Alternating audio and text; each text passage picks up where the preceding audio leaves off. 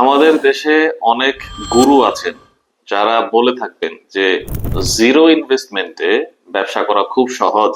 তারা video tutorial করে এরকম অনেক জায়গাতে দেখবেন প্রমোশন করে, প্রচার করে যে হ্যাঁ, জিরো টাকা দিয়ে যে কোনো ব্যবসা দাঁড় করানো যায়। আমি বলবো এই কথাটি সম্পূর্ণভাবে ভুল।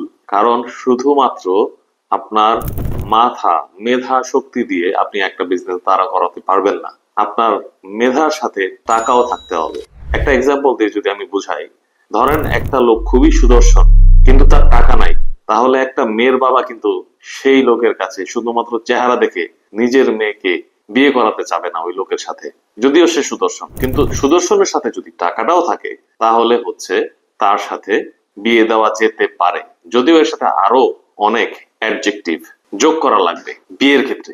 যেমন ওই লোকটার বাজে কোনো অভ্যাস আছে কিনা, সে কি মদ পান করে কিনা, সে কি কোনো নেশা করে কিনা, বা তার কোনো খারাপ অভ্যাস আছে কিনা, এই জিনিসগুলো তখন কিন্তু দেখতে হয়। সো এতগুলা ফ্যাক্টর যদি কাজ করে থাকে তাহলে কিভাবে একজন গুরু বলতে পারে যে জিরো ইনভেস্টমেন্টে ব্যবসা করা অনেক সহজ? এটা সম্পূর্ণভাবে ভুল ধারণা। কারণ ব্যবসা করতে গেলে আপনার মেধা থাকতে হবে, পাশাপাশি টাকাও থাকতে হবে। এর পাশাপাশি হচ্ছে আপনি সময়নিষ্ঠ কিনা, আপনি হার্ড ওয়ার্ক করতে পারেন কিনা, আপনি লম্বা সময় ধরে কাজ করতে পারেন কিনা, আপনার ফিজিক্যাল ফিটনেস ঠিক আছে কিনা, আপনি অসুস্থ বেশি থাকেন কিনা নাকি সুস্থ বেশি থাকেন, সুস্থ থাকার জন্য আপনি ওয়ার্কআউট করেন কিনা, এরকম আরো অনেক অবজেক্টিভ আপনাকে অ্যাড করতে হবে। একজন বলে দিল যে হ্যাঁ, কোন রকম টাকা ছাড়াই ব্যবসা করা সহজ, আর আপনি সেটা মেনে নিলেন, এটা হচ্ছে সিস্টেম ওয়ান এর কাজ।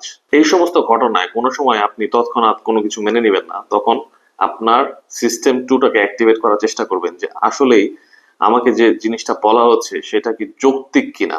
যখন আপনি এই কোশ্চেনটা নিজেকে নিজে করবেন তখন হচ্ছে আপনি সিস্টেম টুটাকে অ্যাক্টিভেট করে নিচ্ছেন, যেটা হচ্ছে আপনাকে গাইডলাইন দিবে যে হ্যাঁ, যার কাছ থেকে আপনি কথাগুলো শুনছেন সেগুলা কি আসলেই যৌক্তিক কিনা।